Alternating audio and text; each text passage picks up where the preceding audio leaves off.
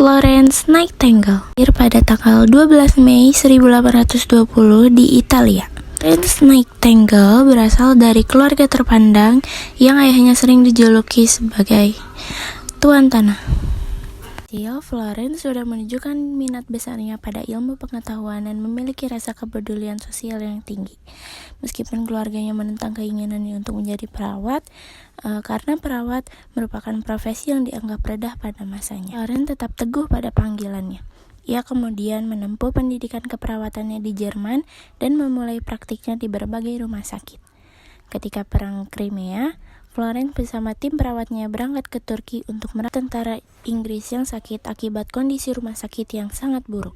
Dengan disiplin, bersih, dan perhatian yang penuh kasih, ia berhasil menurunkan angka kematian secara drastis. Disinilah ia mendapat julukan wanita dengan lampu, karena selalu berkeliling di malam hari membawa lampu untuk keadaan pasiennya. Setelah perang, Florence terus memperjuangkan reformasi kesehatan.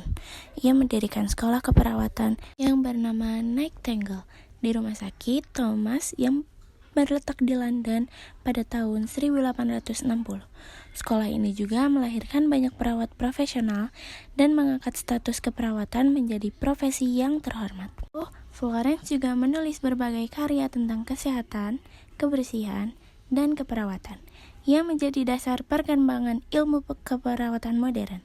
Dedikasinya tidak hanya di Inggris, tetapi juga menginspirasi dunia dalam pelayanan kesehatan.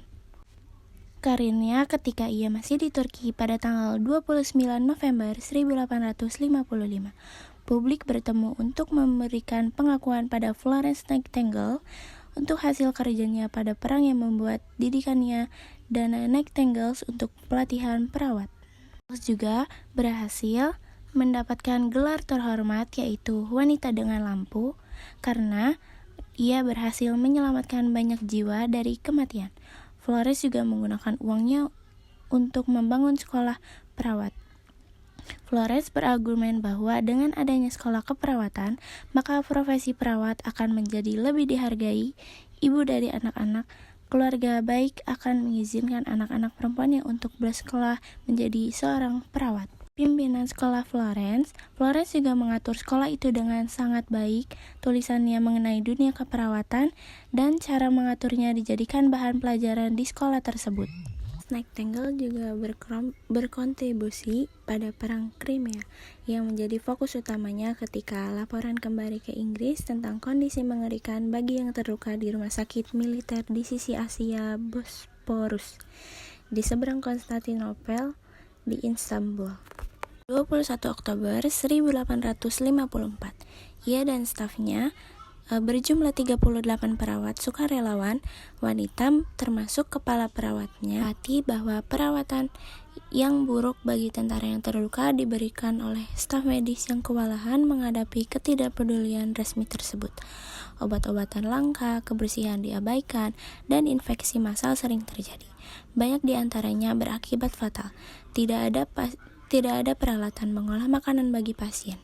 Setelah Nightingale mengirimkan permohonan kepada The Times untuk solusi pemerintahan atas kondisi buruk fasilitas tersebut, di pemerintahan Inggris menugaskan untuk merancang rumah sakit yang dibangun di Inggris menjadi sebuah fasilitas sipil di bawah manajemen Edmund Alexander Parkes.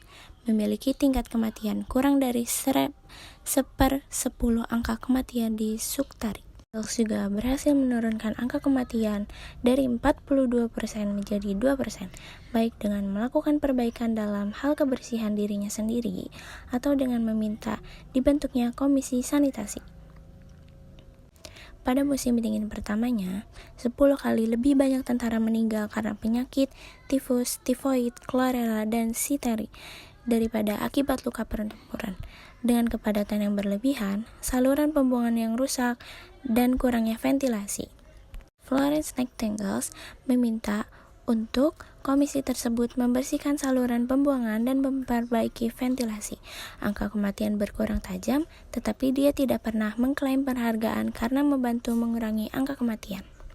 Juga masih percaya bahwa angka kematian disebabkan oleh gizi yang buruk, kurangnya pasokan udara basi, dan kerja berlebihan para prajurit. Setelah kembali ke Inggris dan mulai mengumpulkan bukti di hadapan Komisi Kerajaan untuk Kesehatan Angkatan Darat, ia mulai percaya bahwa sebagian besar prajurit di rumah sakit tewas akibat kondisi hidup yang sangat buruk. Pengalaman ini mempengaruhi karirnya di kemudian hari.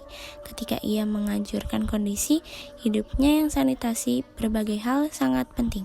Akibatnya, ia mengurangi kematian di masa damai, diketentangan dan mengalihkan perhatiannya pada desain sanitasi rumah sakit yang lebih baik dan lebih layak untuk mengobati para tentara tersebut. Dijuluki dengan wanita lampu, Nightingale juga dijuluki dengan wanita palu oleh pasukan setelah menggunakan palu untuk membobol gudang terkunci guna mengakses obat-obatan untuk merawat pasien yang terluka.